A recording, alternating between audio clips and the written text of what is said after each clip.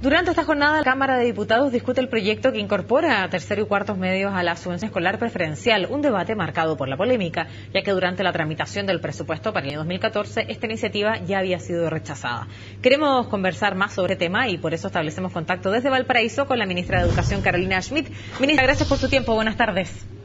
Muy buenas tardes.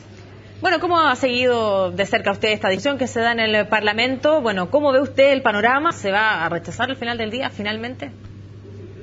Bueno, desgraciadamente hemos visto un debate marcado por temas electorales, donde se está negando a los alumnos más vulnerables de nuestro país tener los recursos destinados para ellos, para apoyar su educación. Durante la discusión del presupuesto de educación para el año 2014 se entregaron justamente estos recursos de la subvención escolar preferencial para los alumnos más vulnerables de tercer y cuarto medio de nuestro país. En ese momento, de manera abrupta y a último minuto, incluso dándose vuelta en la votación que había sido aprobado en la Cámara de Diputados, deciden rechazar la entrega de estos recursos a los alumnos vulnerables diciendo que se necesitaba un proyecto de ley.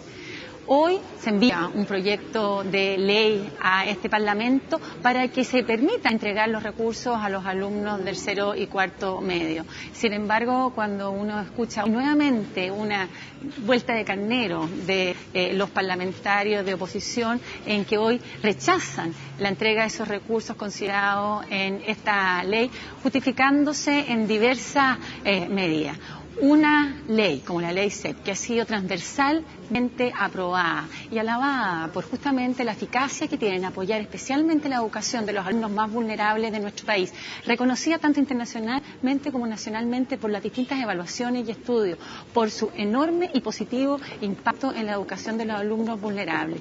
Hoy, en los argumentos que escuchamos hoy día, de parlamentarios que apoyaban con fuerza esta iniciativa, nuevamente, ahora usando otras justificaciones, señalan que no van a poder apoyar la entrega de estos recursos y se le niega así a los alumnos más vulnerables, tercer y cuarto medio de nuestro país, la entrega de los recursos CEP. Ministra, ¿qué le parece a usted la intervención en este caso del diputado Matías Walker? Él ha argumentado, recordemos también para aquellos que nos acompañan, él le dio luz verde en el presupuesto a este proyecto, sin embargo ha anunciado su voto en contra y argumenta que el presupuesto 2014 tendrá $500 millones menos, no podemos comprometer el programa de Michelle Bachelet hacia los más vulnerables, que no está en ley, en juego la ley del CEP, que es una buena política pública, pero sin embargo él le va a entregar su voto en contra. Usted escuchó de cerca su argumentación. ¿Qué le parece? Bueno, yo festejo que el diputado Matías Walker haya sido tremendamente honesto y transparente en la argumentación y evitando justamente perjudicar una política pública que es tremendamente importante, como la entrega de recursos que hace la ley CEP, él de razones de consideración política para anunciar hoy un cambio importante en su posición. Pero yo lamento cuál ha sido. A mí me parece lamentable es que se esté generando una orden, ¿verdad?, que señale que hacer caja con los recursos que están destinados a la educación de los alumnos más vulnerables de nuestro país. Es esa decisión la que encuentro lamentable. Claramente me parece muy triste que se den vuelta la chaqueta en apoyar la entrega de estos recursos, pero encuentro mucho más triste para la política de nuestro país y particularmente para la educación de nuestro país que se le niegue los recursos, se prive los recursos para la educación de los alumnos más vulnerables de Chile. ¿Qué culpa tienen los niños de estar en un periodo electoral? Y molesta mucho que se intente hacer caja, justamente privando de los recursos para la educación de los alumnos más vulnerables. ¿Qué opinión tiene usted respecto a precisamente lo que argumenta en este caso Matías Walker? Él ha dicho que no podemos comprometer el programa de Michelle Bachelet hacia los más vulnerables. Hoy día artículos de prensa indicaban que de alguna manera aquellos parlamentarios de la democracia cristiana que tal vez tenían sintonía con esto iban a votar también en contra. ¿Qué le parece?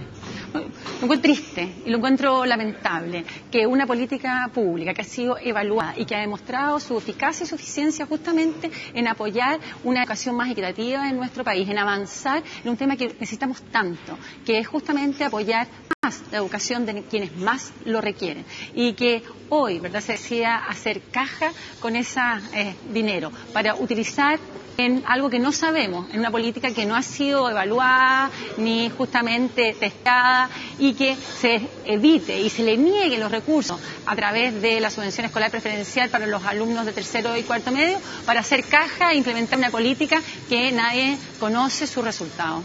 Hablan del plan de equidad en este caso, pero yo quisiera también preguntarle lo siguiente: ¿qué va a pasar si es que este proyecto finalmente cae? Esta era la herramienta que tenía el Ejecutivo para poder restablecer la SEP. ¿Qué va a pasar ante una eventual negativa de la Cámara de Diputados? ¿Cómo pueden insistir? Si los parlamentarios de oposición niegan la aprobación de la entrega de estos recursos a los alumnos más vulnerables de tercero y cuarto medio, es tremendamente triste y lamentable, justamente por las posibilidades de tener una educación más equitativa para esos alumnos. Son más de 220.000 jóvenes, estudiantes prioritarios de tercero y cuarto medio de nuestro país, en los niveles educacionales donde más deserción escolar hay, justamente de los alumnos más vulnerables en Chile, en tercero y cuarto medio, justamente en los liceos técnicos profesionales, que no solamente tienen el 43% de la matrícula, sino que tienen más del 90% de los alumnos vulnerables en Chile. Se les va a negar, por una razón electoral, la disponibilidad de los recursos que están hoy en el presupuesto de educación, justamente por implementar en un futuro gobierno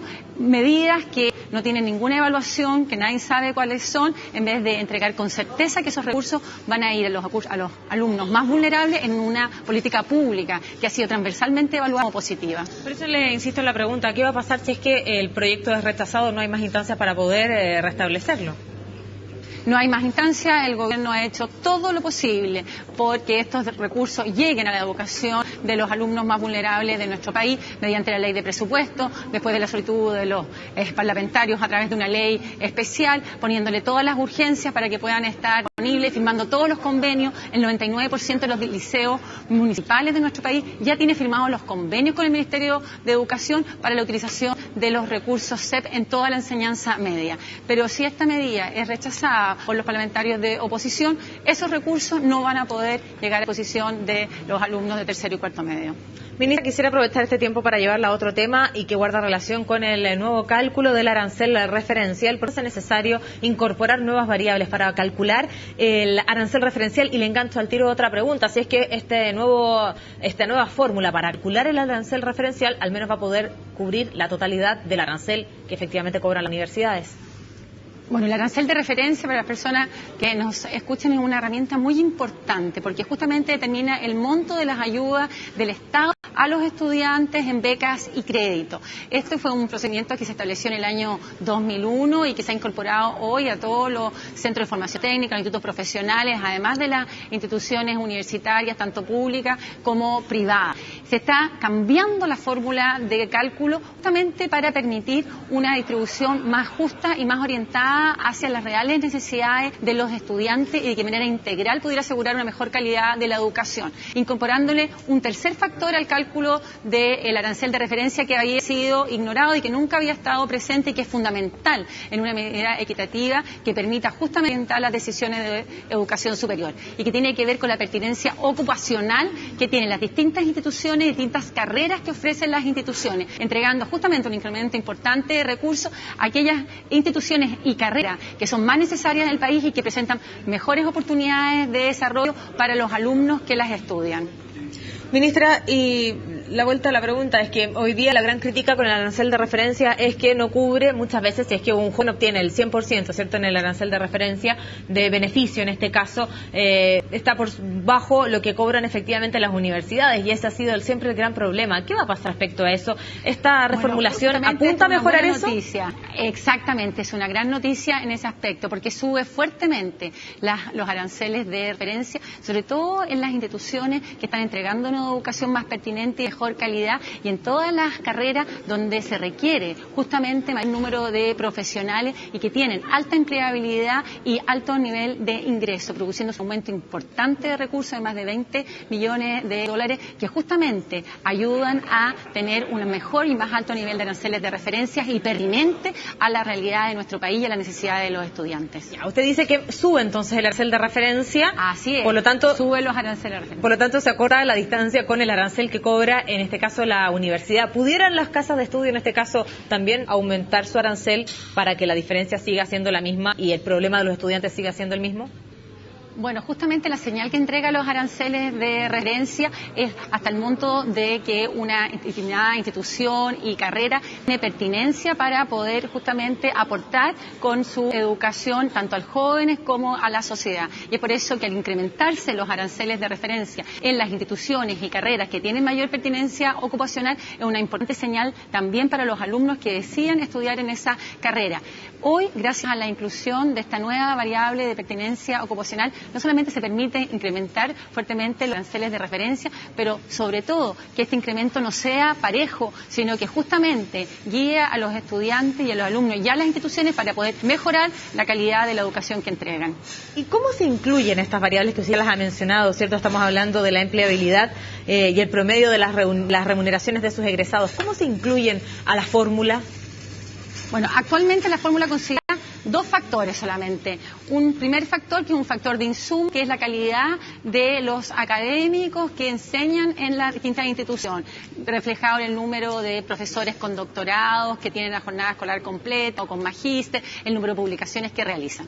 Un segundo factor que tiene que ver con la eficiencia de la docencia que se realiza en las instituciones de distintas carreras, medido básicamente por la tasa de titulación oportuna y la tasa de retención de los alumnos en primer año. En base a estas dos variables se dividen los distintos planteles de educación superior en 4 grupos, según los años de acreditación de las instituciones que tengan mayor acreditación en cada grupo, se define el arancel de referencia igualando el arancel real de esa institución.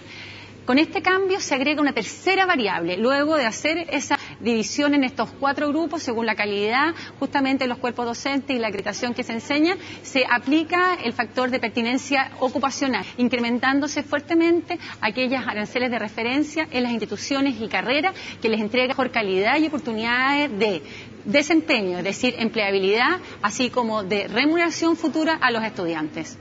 Ministra, ¿cuándo ya podrían entonces contar con este nuevo arancel de referencia?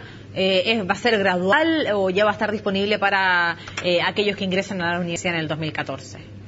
Bueno, la buena noticia, esto se implementa a partir del año 2014, es un decreto en que se justamente establece los aranceles de referencia para el año 2014 y su aplicación es gradual, se aplica con 5 puntos porcentuales para el año 2014, el año 2015 esta ponderación sube un 10%, el año 2016 5 puntos más a un 15% y a partir del año 2017 las 3 factores que hemos analizado, tanto la calidad de los académicos como el factor de eficiencia o docencia, como el de dependencia ocupacional, tiene cada uno una ponderación de un 33% para alcanzar justamente el cálculo total del arancel de referencia, que aumenta fuertemente gracias a la incorporación de este factor. ¿Cómo recibieron los rectores de las distintas casas de estudio esta información que llegó desde el Mineduc y esta nueva reformulación del arancel de referencia? ¿Cómo lo recibieron?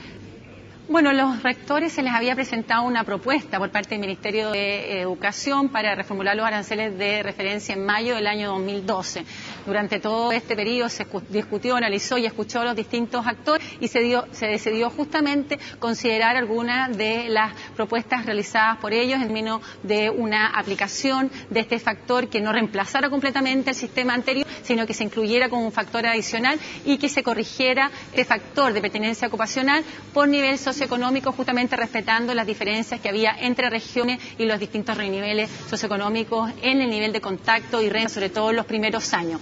Ambos factores se consideraron en la propuesta y por lo tanto los rectores lo que señalaron es que ellos les gustaría un aumento, la declaración que hizo el rector Solés, un aumento del 10% parejo, pero que iban a justamente discutir nuevamente esta propuesta que había hecho el Ejecutivo y que consideraba nuevamente importante su aplicación de manera gradual, tal como lo estaba señalando el Gobierno. Bien, pues ministra, quiero agradecer el tiempo que ha compartido con CNN Chile. Usted está muy cerca del hemiciclo donde se discute ahora el proyecto de ley de la subvención escolar preferencial. ¿Queda alguna herramienta, tiene alguna as bajo la manga para poder en este caso llevar adelante este proyecto por parte del Ejecutivo?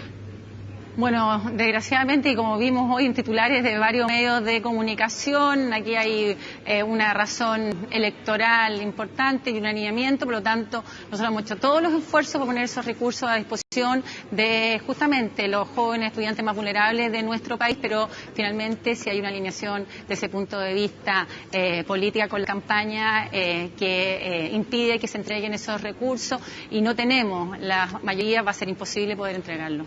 Ministra, gracias por compartir estos minutos con CNN Chile y poder conversar estos dos temas. Que esté muy bien.